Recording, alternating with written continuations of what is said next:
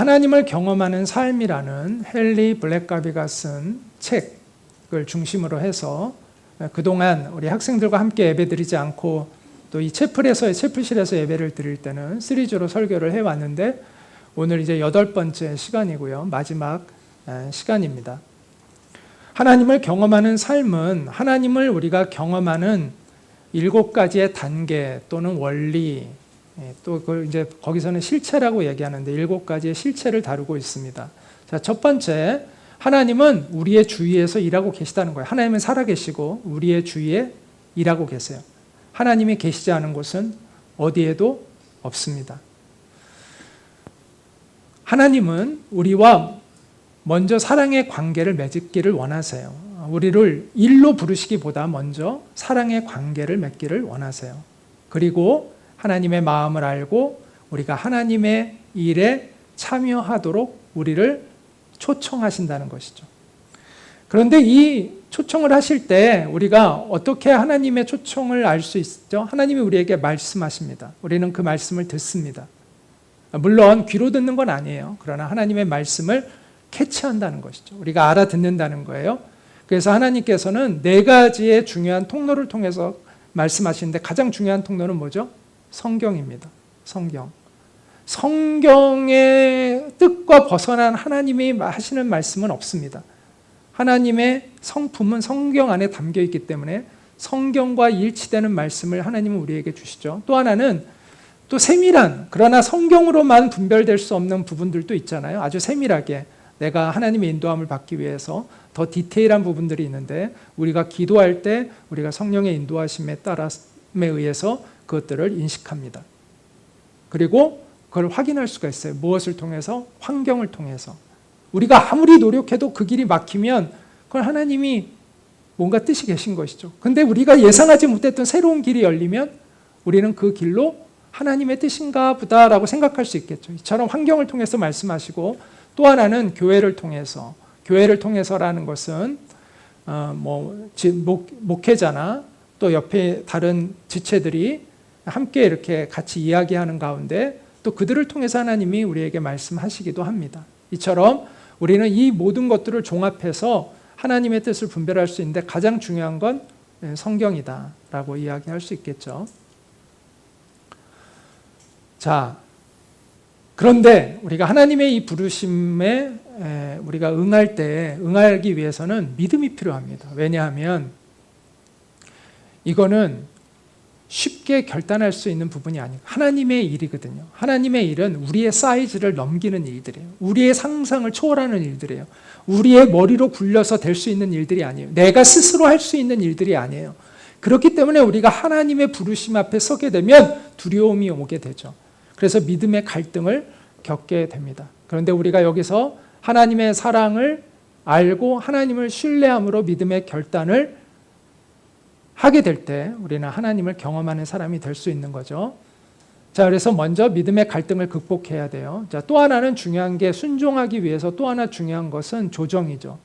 우리의 삶을 조정해야 돼요. 내 인격, 또 내 우선순위, 내 가치관, 사람들과의 관계 맺는 모든 것들, 이런 나의 삶의 태도, 이러한 것들이 잘 준비되어지지 않으면 하나님 앞에 순종할 수가 없습니다. 그래서 하나님의 역사에 참여하기 위해서는 우리의 삶을 조정해야 된다는 거예요. 이제 마지막으로 그러면 우리는 하나님께 순종할 수 있게 됩니다. 하나님께 순종하면 하나님이 우리를 통해 하나님이 뜻하신 바를 이루심으로 우리는 하나님을 경험하고 알아가게 된다는 거예요. 자, 오늘 이 마지막 7번째 이 원리에 대해서 우리가 같이 깊이 한번 마지막으로 나누어 보도록 할 건데요. 자, 같이 한번 읽어보도록 하겠습니다. 시작.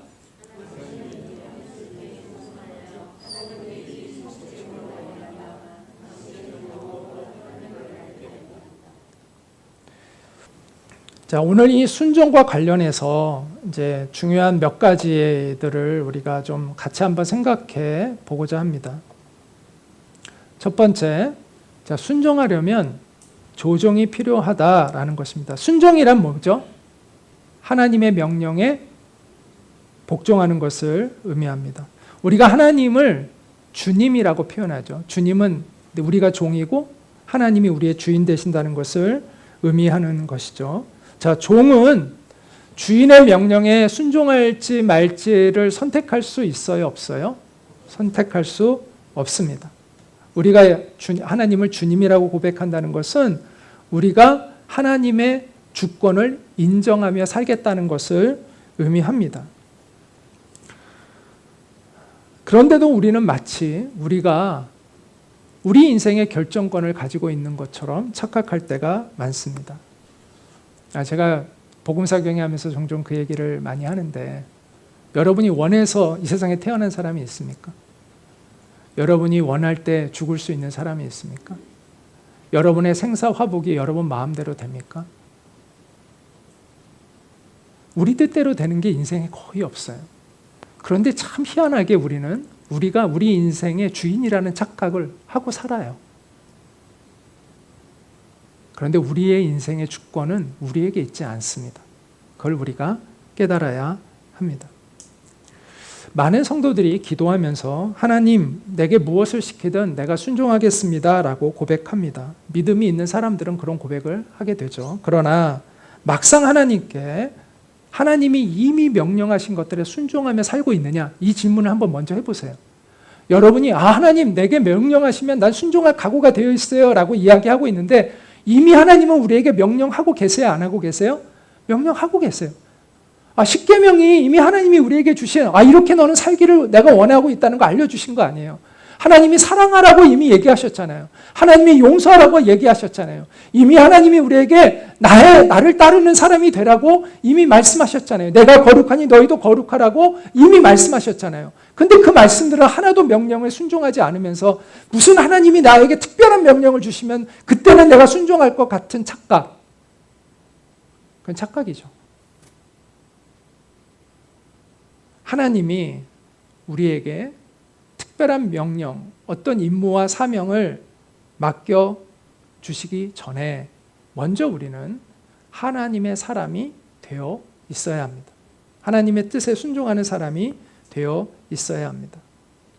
그래서 하나님은 무엇보다도 우리의 존재를 빚는 데 가장 많은 시간을 들이세요. 살아계신 하나님은 무엇보다도 우리의 존재에 관심을 갖고 계시고 우리의 존재를 빚는 데 가장 많은 에너지를 쓰세요. 정성을 들이세요. 그러므로 순종하려면 조정이라는 과정이 우리에게 필요합니다. 우리의 가치관이 하나님의 뜻에 맞게 변화되어 있어야 되고, 우리의 성품이, 여러분 예수 믿으면 성질대로 살면 안 돼요. 우리의 성품이 변화돼야 돼요. 우리의 습관, 우리의 삶의 태도가 변화되어야 하는 것입니다. 그렇지 않으면 순종할 수 없습니다. 때로는 하나님이 연단이라는 시간, 연단이라는 게 뭐예요? 내 뜻대로 안 되는 시간이 연단이에요. 고난이라고도 하죠. 내가 원하지 않는 어려움들을 당해요. 이게 고난의 시간이죠. 연단의 시간이죠. 그런데 그 연단의 시간에서도 우리가 하나님을 깊이 경험한 사람들은 그 연단의 시간에 대해서 감사할 수가 있어요. 왜냐하면 사도 바울이 이런 고백을 하잖아요. 자, 같이 읽겠습니다. 우리가 고난 중에서도 기뻐하는 것은 고난은 인내를, 인내는 연단된 인격을, 연단된 인격은 희망을 갖게 한다는 것을 알기 때문입니다. 자, 고난은 인내를, 이 인내 속에서 우리는 우리의 인격이, 성품이 달라진다는 거예요. 인간다워진다는 것이죠. 성숙해진다는 것이죠. 연단된 인격을 갖추게 돼요. 연단된 인격은 우리로 하여금 하나님의 뜻을 이루게 하는 소망의 사람이 되게 합니다. 제가 전에도 로마서 이 말씀을 하면서 이런 말씀을 드렸어요. 우리가 고난을 겪어서 연단되기 전에 우리가 가지고 있는 소망과 우리가 고난을 통해서 우리가 변화된 이후에 우리가 품게 되는 소망은 달라진다는 것이죠. 그전에는 그저 나 중심밖에 없는 소망, 나 잘 편안하고 내가 잘 되고 내가 부자가 되고 내가 하는 일이 잘 되는 다 나 중심의 소망만을 갖고 있죠. 그런데 우리가 연단을 통해서 우리가 하나님의 사람이 되면 우리의 소망이 달라져 있습니다. 내가 주님의 기쁨이 되기를 원하고 내가 하나님의 뜻을 행하는 사람이 되기를 원하는 소망으로 바뀌어져 있죠.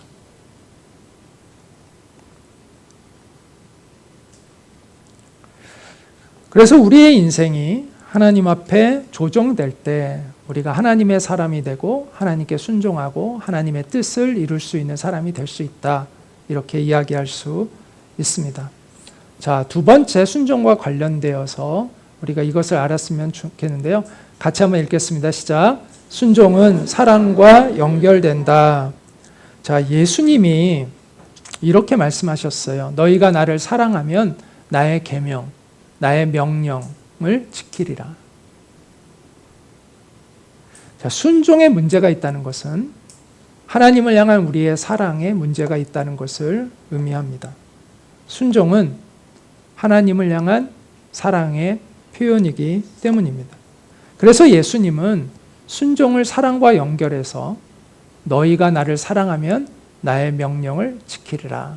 이렇게 순종할 것이다. 너희가 나를 사랑하면 나에게 순종할 것이다 라고 이야기를 하셨습니다.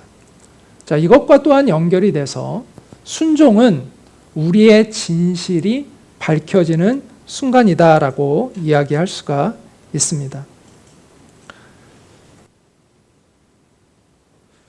그 헨리 블랙갈비는 그의 책에서 하나님을 경험하는 삶이라는 책에서 순종은 당신의 진실이 밝혀지는 순간입니다 라고 이야기하면서 이렇게 이야기합니다. 자, 우리가 하나님에 대해서 무엇을 믿고 있느냐가 결정된다는 거예요. 또 하나님께서 우리를 통해서 그 행하시는 일, 놀라운 일들을 우리가 경험할지 안 할지가 우리의 순종에 의해서 결정이 된다는 거예요. 또 우리가 하나님을 정말 친밀하게 경험하고 알아갈지가 우리의 순종에 의해서 결정된다는 거예요. 만약 순종하지 않으면 우리는 하나님에 대해서 제대로 알 수 없고 하나님의 역사를 경험할 수 없고 우리를 향하신 하나님의 선하신 뜻들을 제대로 알 수 없다라고 이야기하고 있는 것이죠. 요한일서 2장, 그러니까 예수님의 제자 사도 요한은 이렇게 요한일서 2장 3절과 5절에서 이렇게 이야기합니다. 우리가 하나님의 계명을 지키면 이것으로 우리는 그분을 안다는 확신을 갖게 됩니다. 하나님을 안다고 하면서 그분의 계명을 지키지 않는 사람은 거짓말장이며 진리가 그 속에 있지 않습니다. 그러나 누구든지 하나님의 말씀을 지키면 하나님의 사랑이 그에게서 완전해집니다. 이것으로 우리는 그분 안에 있다는 것을 알게 됩니다. 하나님은 우리를 사랑하세요. 그런데 우리도 하나님을 사랑하고 하나님께 순종할 때 우리가 그 사랑을 온전히 누려요. 여러분, 이거와 마찬가지예요. 여러분의 배우자가 여러분을 사랑하는데 여러분은 배우자를 사랑하지 않는다라고 생각해 보세요. 그럼 그 배우자의 사랑이 제대로 느껴질까요? 안 느껴질까요? 안 느껴지죠. 뭔가 어긋나죠. 계속. 이처럼 하나님이 우리를 향한 사랑이 있죠. 그런데 우리가 하나님을 온전히 사랑하고 순종하지 않으면 그걸 온전히 누리지 못해요. 막혀 있는 것이죠. 그런데 우리가 하나님을 사랑하고 순종하면 사랑의 결과는 순종이죠. 하면 우리는 하나님의 그 사랑을 마음껏 느낄 수가 있어요. 그래서 기쁨이 가득해지는 거죠.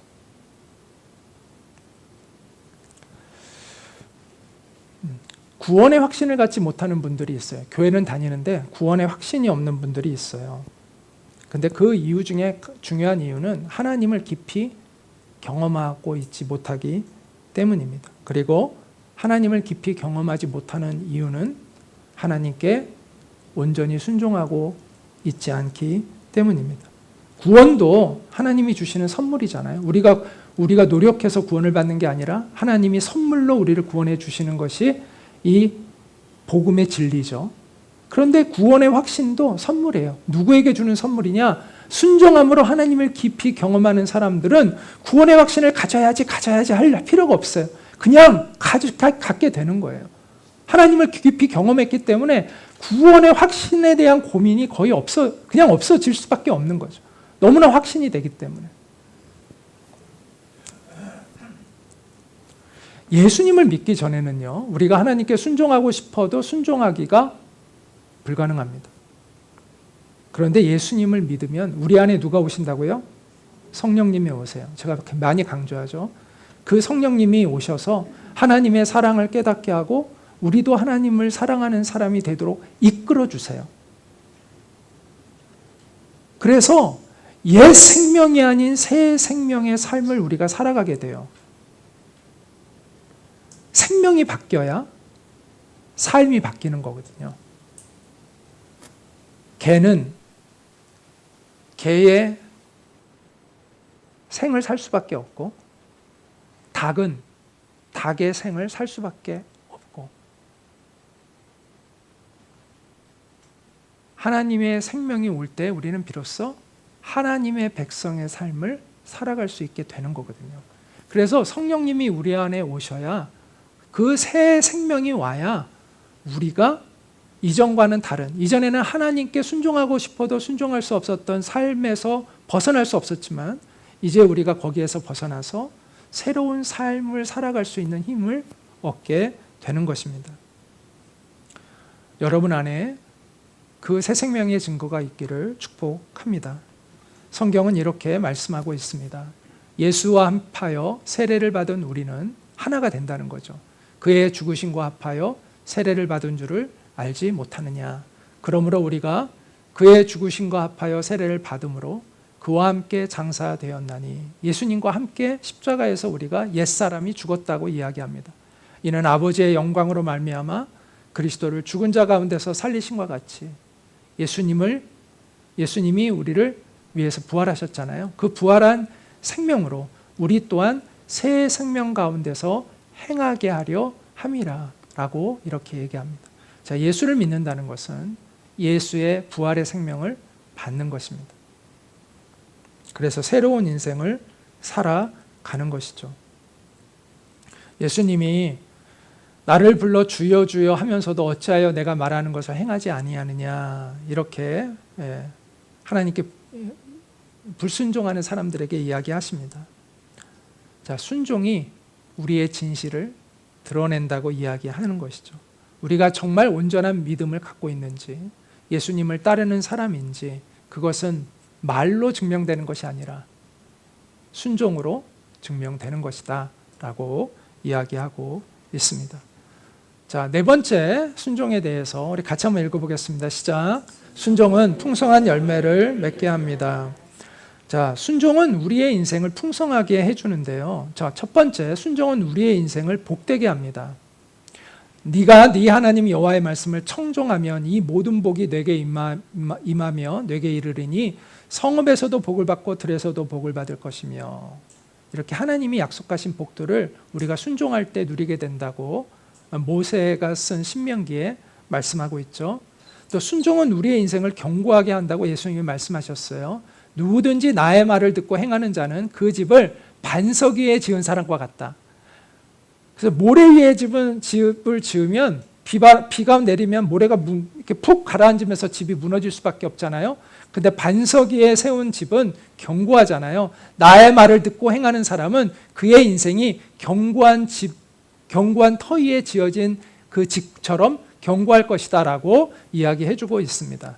또 순종은 우리에게 영원한 생명을 준다고 성경은 말씀합니다. 자, 요한일서 2장 17절에 이 세상도 그 정욕도 지나가되 오직 하나님의 뜻을 행하는 자는 영원히 거하느니라, 이렇게 말씀하고 있죠. 또 순종은 우리를 하나님과 깊은 사랑의 관계로 안내합니다. 그래서 예수님이 이렇게 말씀하셨는데, 사람이 나를 사랑하면 내 말을 지키리니, 순종한다는 것이죠. 내 아버지께서 그를 사랑하실 것이요 우리가, 나와 하나님 아버지가 그에게 가서 거처를 그와 함께 하리라, 이렇게 약속하고 있습니다. 이처럼 순종은 우리에게 많은 유익을 줍니다. 그래서 하나님의 명령에 복종하는 것은 우리 인생에 전적으로 유익이 되는 것이다 라고 이야기할 수 있습니다. 이 세상의 악한 주인들은요, 종에게 종을 망가뜨리는 명령을 하죠. 그러나 하나님은 절대로 그런 명령을 하시지 않습니다. 하나님의 명령은 언제나 우리를 유익하게 하시는 명령만을 하나님은 하신다는 거죠. 왜? 하나님은 우리를 사랑하시는 분이고 하나님은 선하신 분이기 때문입니다.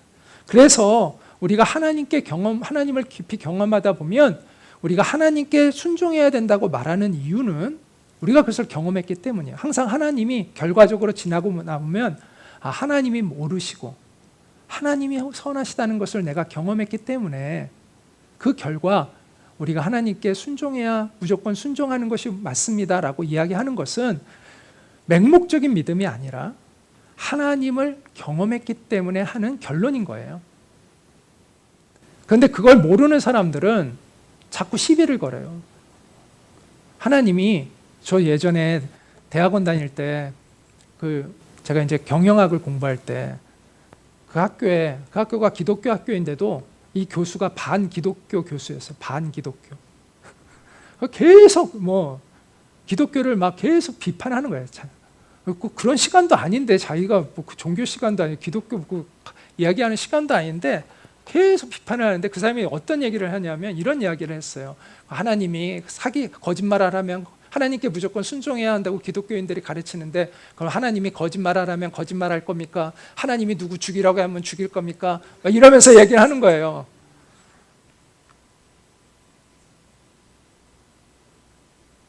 그 사람이 정말 모르는 거죠. 뭘 몰라요? 하나님이 누구이신지를 모르는 거예요. 그러니까 기독교인들이 하나님의 말씀에 무조건 순종해야 된다라는 말은 맞아요. 그렇게 결론을 내고 있죠. 그렇게 가르치죠. 근데 그거는 이 사람은 되게 맹목적이라고 생각하는 거예요. 맹목적이다. 무조건적이다. 아무 생각 없이 하나님을 따르는 거다. 그거는 정말 몰라서 그런 거예요. 몰라서. 그게 아니라 우리가 하나님을 깊이 경험해 봤는데 결론은 하나님이 모르시고 선하신 분이라는 걸 알게 되었기 때문이에요.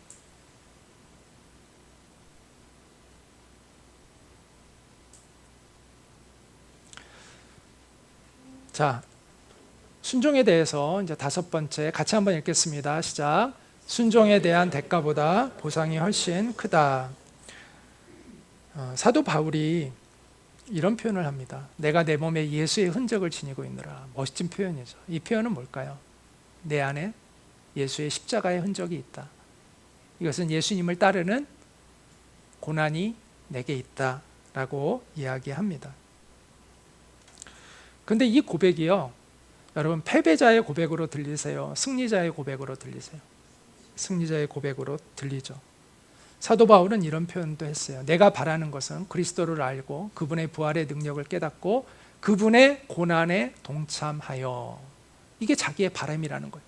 그분의 고난에 동참하여 그분의 죽으심을 본받는 것입니다.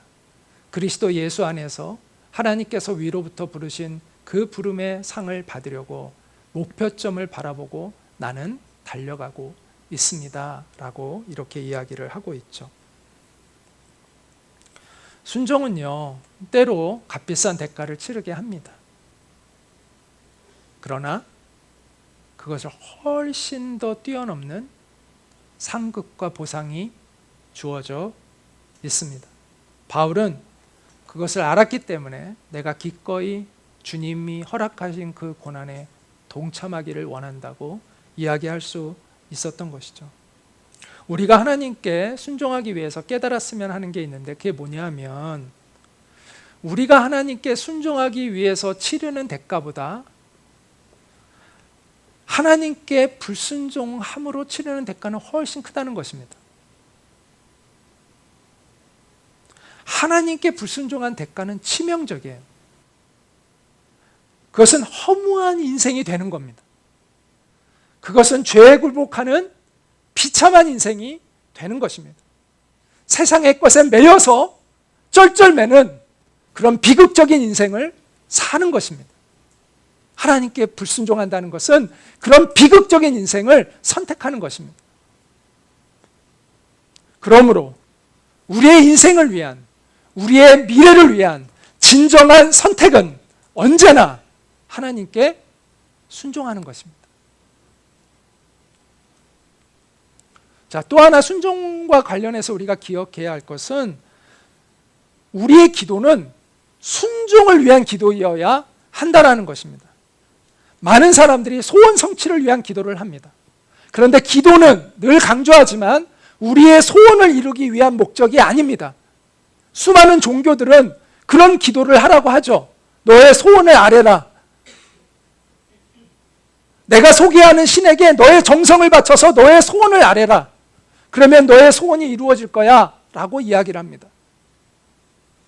그러나 성경은 기도는 우리의 소원을 이루기 위한 목적으로 하는 것이 아니라 하나님의 뜻을 깨닫고 그 하나님께 순종하기 위한 목적으로 하는 것이라고 알려줍니다. 우리는 그 성경적 기도를 배워야 합니다. 예수님은 우리에게 그 기도를 이렇게 가르쳐 주셨어요. 아버지의 뜻이 하늘에서 이루어진 것 같이 땅에서도 이루어지게 하소서. 하나님의 뜻이 이 땅에 이루어지도록 기도하라는 것입니다. 하나님의 뜻이 내 인생에 이루어지도록, 하나님의 뜻이 내 가정에 이루어지도록, 하나님의 뜻이 우리의 공동체에 이루어지도록, 하나님의 뜻이 우리의 일터에 이루어지도록, 하나님의 그 선하신 뜻이 이 나라에 이루어지도록, 하나님의 그 선하신 뜻이 온 열방에 이루어지도록 기도하라는 것이죠.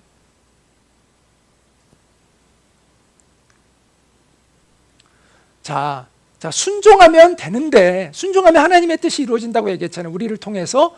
그럼 그냥 순종하면 되지. 왜 기도할까요? 왜 기도할까요? 기도할 때 순종할 수 있는 힘을 우리가 공급받기 때문입니다. 순종은요, 내 힘으로 할 수 없어요. 하나님이 도와주셔야 돼요. 그래서 우리에게 누가 계시다고요? 성령님이 계신 거예요.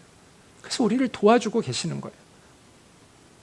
우리가 이 성령님을 의지해서 하나님의 뜻을 구하며 나아갈 때 우리 인생에 하나님의 놀라운 공급하심과 용기와 지혜와 능력이 채워져 가는 것이죠. 그 기도를 배우시기 바랍니다. 그 기도를 훈련하는 가장 좋은 방법은 뭘까요? 성경을 중심으로 기도하는 것입니다. 성경을 중심으로 기도하는 거예요. 내가 들은 성경 말씀, 내가 오늘 읽은 그 성경 말씀을 중심으로 기도하는 거예요. 근데 어떤 사람들은 이게 분리된 사람이 있어요. 성경을 읽을 때는 막 그 성경 읽어. 기도할 때는 그냥 자기가 하고 싶은 기도만 하는 거예요. 레파토리 그냥 맨날 하는 그 레파토리대로 그 순서 있잖아요. 자기 소원 아래는 순서들. 계속 그 기도를 이거랑 상관이 없어 거의. 이러면 진정한 성경적 기도를 배울 수가 없어요. 그래서 내가 받은 말씀, 내가 읽은 말씀, 그 말씀에 내 삶을 비추고 내 공동체를 비추고 상황을 비추어 보면서 이 말씀대로 하나님의 뜻이 이루어지도록 기도하는 습관을, 기도하는 훈련이 필요해요. 이게 성경적 기도를 배워가는 가장 좋은 방법입니다. 말씀을 중심으로 기도하는 것을 배울 필요가 있습니다. 그래서 우리가 설교 끝나고 나면 항상 말씀을 중심으로 기도하잖아요. 그것도 일종의 그런 훈련과 같은 거예요. 항상 말씀을 중심으로 기도하는 훈련을 자꾸 하세요. 그 기도가 우리의 삶을 변화시키고 일으킵니다. 자, 7번째 같이 읽겠습니다. 시작. 순종 이후에 확증이 온다. 자, 우리가 명령하기 전에, 하나님께 순종하기 전에 확증부터 구하는 사람이 있어요. 하나님 이거 말씀하시면 먼저 나에게 이런 표징을 보여주세요. 물론 하나님이 그렇게 표징을 보여줄 때도 가끔 있지만 대부분은 그렇지 않습니다. 확증이 오고 순종하는 게 아니라, 그러면 순종 못할 사람이 거의 없죠. 순종한 이후에 확증이 옵니다. 제가 목사가 되기 전에 제가 하나님이 나를 목사로 부르셨다는 확증을 얻기로 했어요. 하나님, 그래서 제가 진짜 이렇게 기도했어요.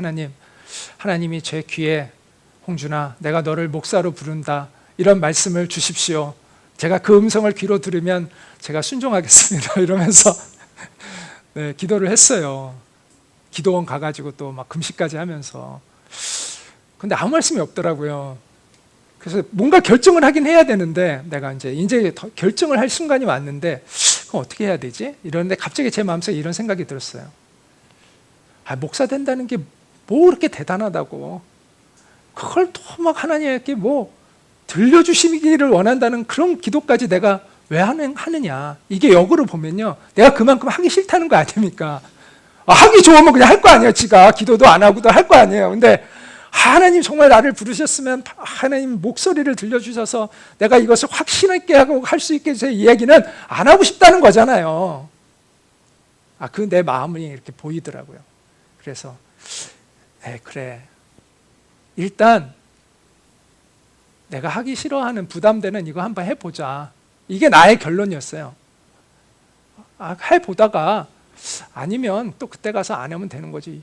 목사 된다는 게 뭘 별거라고 그렇게 대단하게 뭐 그런 것도 아닌데 이걸 가지고 뭐 하나님 앞에 그런 걸 그렇게 막 계속 비냐. 그냥 해보자 라고 했어요.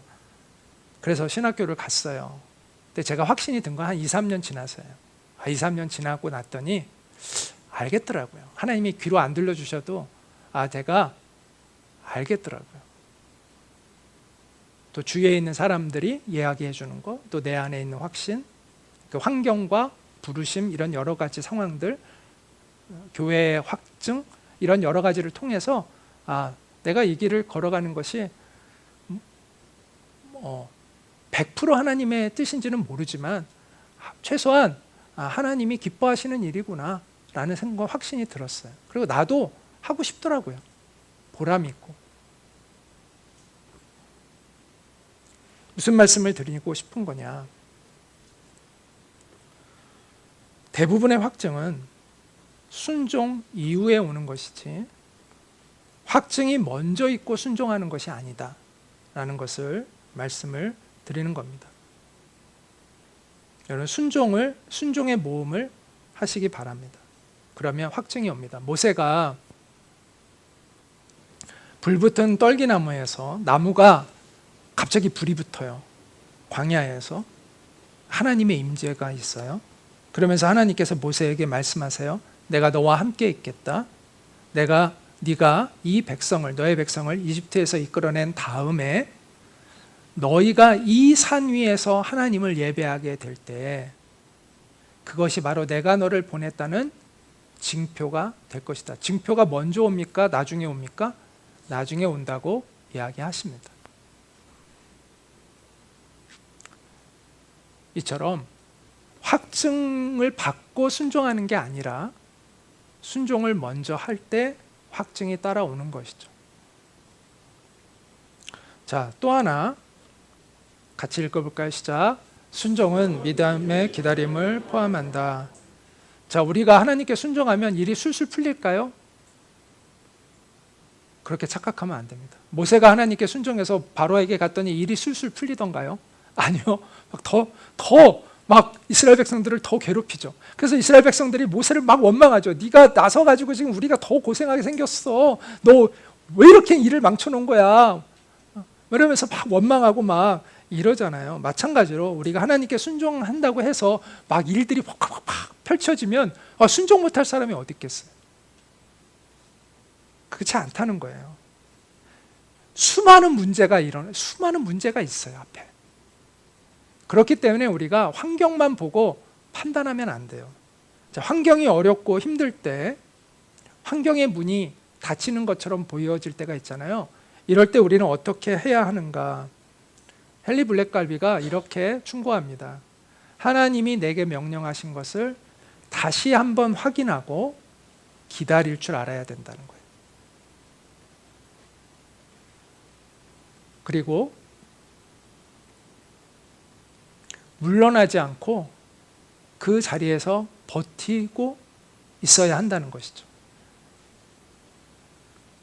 하나님의 때를 기다릴 줄 알아야 한다는 겁니다. 인내함 속에서. 세상과 타협하지 않고, 우리는 자꾸 이럴 때 타협하려고 하죠. 타협하지 않고 기다려야 합니다.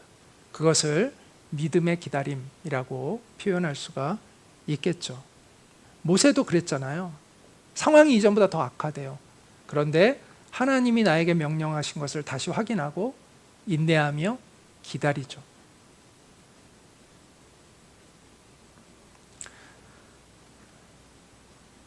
그래서 헨리 블랙갈비는 순종했는데 일이 안 풀릴 때, 잘못되어 가는 것처럼 보일 때 이렇게 행동하라고 이야기를 하는데, 아까 이야기한 대로 하나님이 무슨 말씀을 하셨는지 명확히 하고,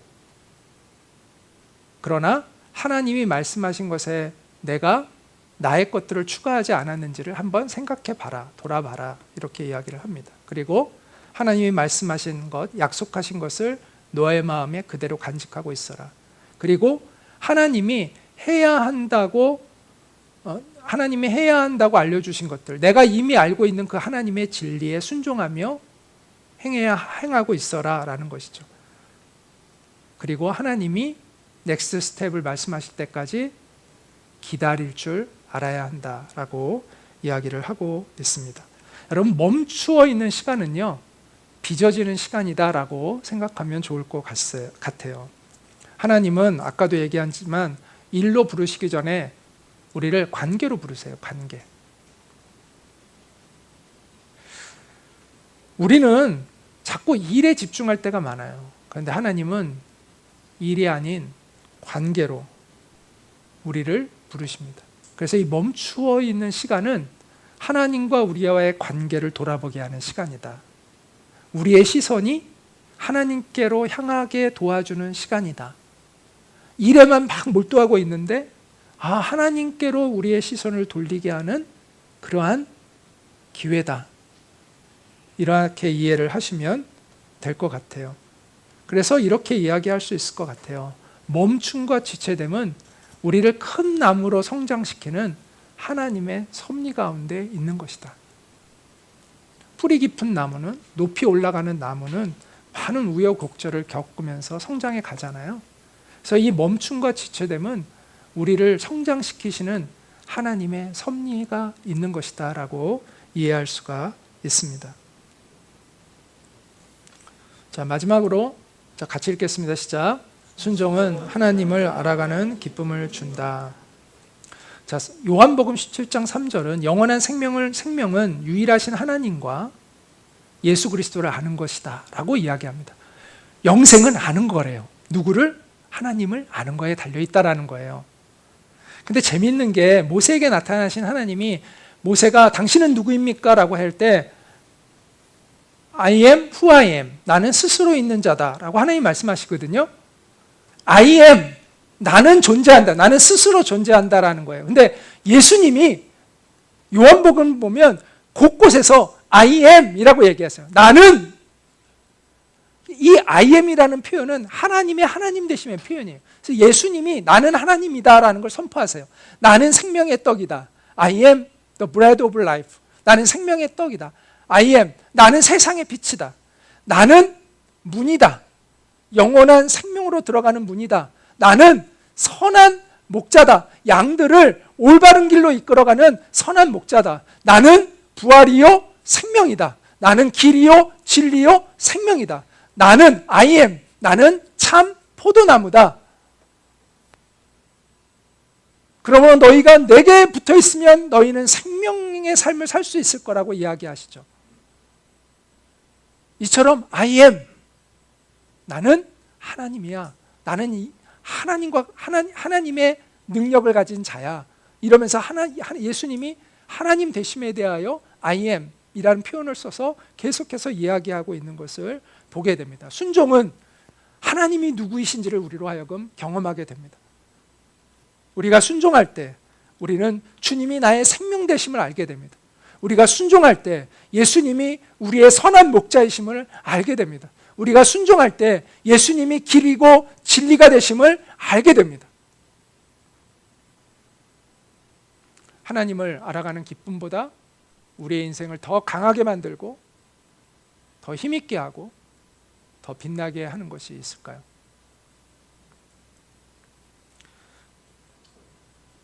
이분은 이은상 선교사님인데 저번에 그 차드의 김혜정 선교사님이 이분 이야기를 마지막에 잠깐 하셨어요. 그래서 저도 이분에 대해서 관심이 생겨서 좀 찾아봤습니다. 이분이 너 뭐하다 왔니? 라는 책을 쓰셨는데 2019년에 나왔더라고요, 이 책이. 그리고 2021년에 CBS 새롭게 하소서 알죠? 거기에도 출연을 하셨더라고요. 유튜브에 이분의 그 새롭게 하소서 간증 영상이 있는데 꼭 보세요. 저 정말 눈물이 많이 나더라고요. 되게 은혜로운 간증입니다. 여러분 꼭 모두 한번 유튜브로 이거를 꼭 보셨으면 좋겠어요. 근데 이분과 남편이 미국의 포모나라는 주에 캘리포니아에 있는 그 포모나라는 지역이 있는데 거기에 그 캘리포니아 주립대학교가 거기 캘리포니아 주립대가 이제 여러 군데 있는데 그 포모나에도 있는데 거기에 이 남편이 교수로 있었고 이분은 전에는 다른 학교에서 교수로 있다가 이 학교에서는 행정관으로 유학생들을 돌보고 관리하는 행정관으로 이렇게 일을 하고 있었습니다. 남편은 30대에 미국 공화당 대통령 자문위원으로 활동할 정도로 뛰어난 그런 교수로 인정을 받고 있었습니다. 그러다가 1989년에 두 사람이 이 캘리포니아 주립대학교가 주최한 세계 환경 세미나가 한국에서 열렸는데 서울에서 열렸는데 그때 여기 왔다가 그 모임이 끝나고 나서 예배를 드리러 갔는데 한국 교회에 갔대요. 거기에서 예배 도중에 이분에게 이은상 선교사님에게 그 당시는 이제 선교사님이 아니죠. 이런 강한 하나님의 음성이 들렸대요. 너 뭐 하다가 여기 왔니? 이렇게 물으시더라는 거예요. 너 뭐 하다 왔니? 그러면서 주님이 또 이렇게 물으셨대요. 내가 너에게 좋은 것들을 많이 주고 많은 은사를 너에게 줬는데 그동안 너만 잘 먹고 잘 살다 온 거니?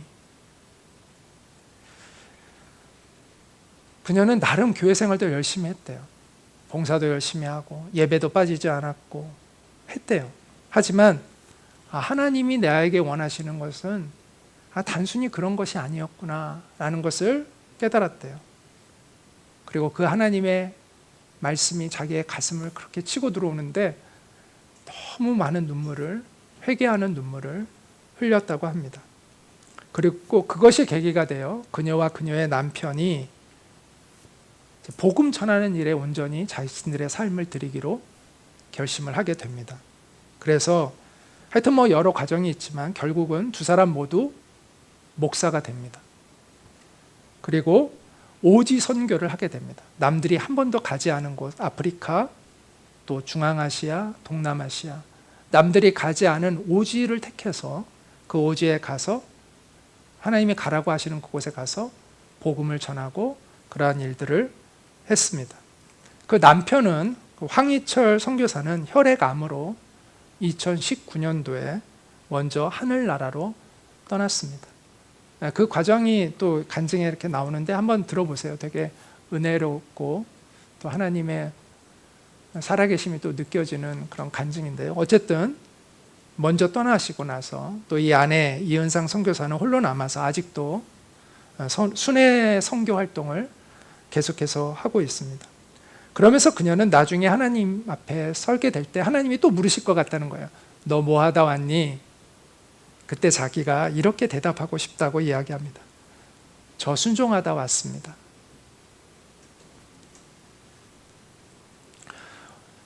제가 오늘 이야기한 이 이은상 선교사님의 이야기를 듣고 여러분들이 내가 하나님께 쓰임 받으려면 꼭 목사나 선교사가 돼야 하나? 이런 생각은 하지 않으셨으면 좋겠습니다. 하나님의 부르심은 각기 다릅니다. 목사가 되어야만, 선교사가 되어야만 하나님께 쓰임 받는다는 것은 아닙니다. 그러나 교회 생활을 그저 성실히 하는 것, 그것에 만족하는 성도, 그것은 하나님이 원하시는 것은 아닐 거예요. 꼭 목사가 돼야 되고 선교사가 돼야 되는 이야기를 하는 것이 아니라 그냥 내가 교회 생활 열심히 했어, 내가 신앙생활 열심히 했어, 교회 봉사활동 열심히 했어, 이런 차원을 하나님이 원하시는 것은 아니라는 것입니다. 우리의 삶의 중심이 무엇을 위하여 살아가고 있느냐를 묻고 있는 것이죠. 복음이 우리의 삶의 중심이고 하나님의 나라가 우리의 삶의 중심일 때 우리가 정말 하나님의 백성인 것이죠. 하나님이 주인 되시는 삶, 하나님의 사명을 가지고 하나님께 순종하는 삶을 우리가 무엇을 하든 어디에 있든 어떤 직업을 가지고 있든 우리는 그것이 우리의 삶의 목표가 되어야 하는 것입니다. 하나님 나라 역사의 구경꾼이 되지 말고 주체자가 되시기를 바랍니다. 하나님은 우리 주위에서 일하고 계세요.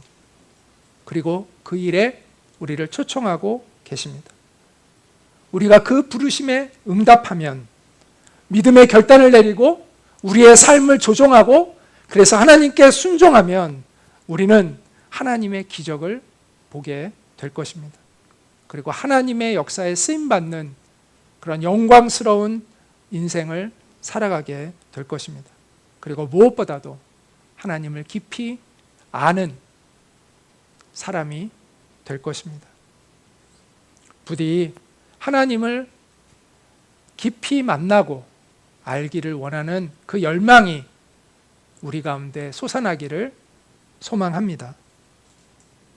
우리가 하나님 앞에 온전히 순종할 때 우리는 하나님을 깊이 경험하는 가슴 벅찬 인생이 될 것입니다. 그리고 일터에서, 여러분의 일터에서, 여러분의 삶의 현장에서 여러분이 하나님께 순종할 때 그곳은 하나님의 역사로 가득한 선교지가 될 것입니다. 우리 같이 기도하도록 하겠습니다. 우리가 하나님께 순종함을 통해서 하나님을 깊이 경험하고 알아가는 우리가 될 수 있도록, 우리의 삶의 현장에서 하나님의 뜻을 받드는 삶을 살아갈 수 있도록, 그리고 하나님께 쓰임받는 거룩하고 존귀한 인생을 살아갈 수 있는 우리가 될 수 있기를 원한다고 우리 주님 앞에 고백하며 나아가도록 하겠습니다. 기도하겠습니다.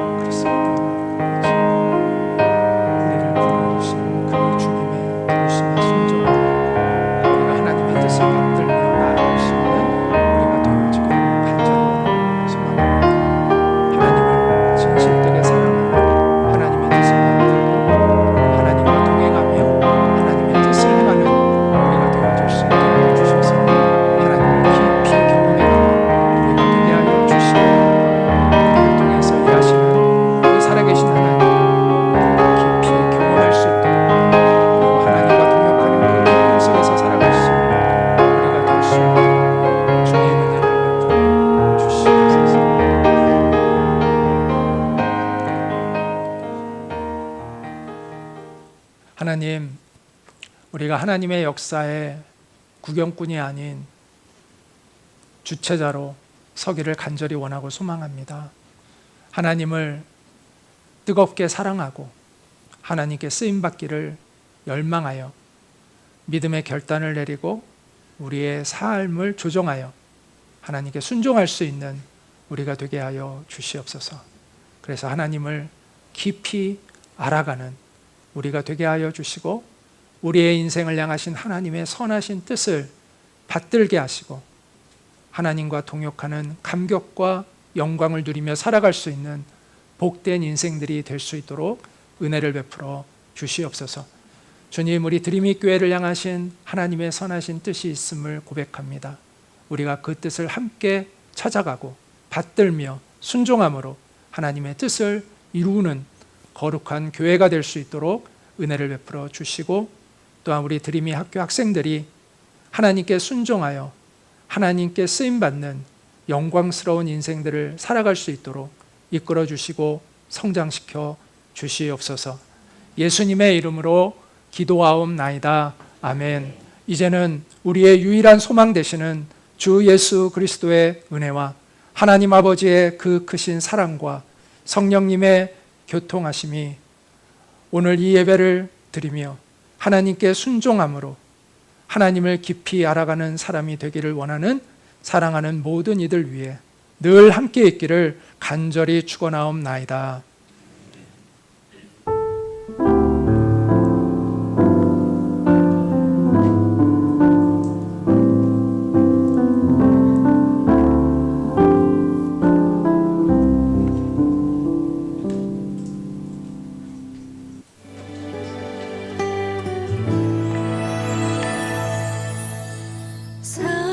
사람이 넘치기보다 사랑이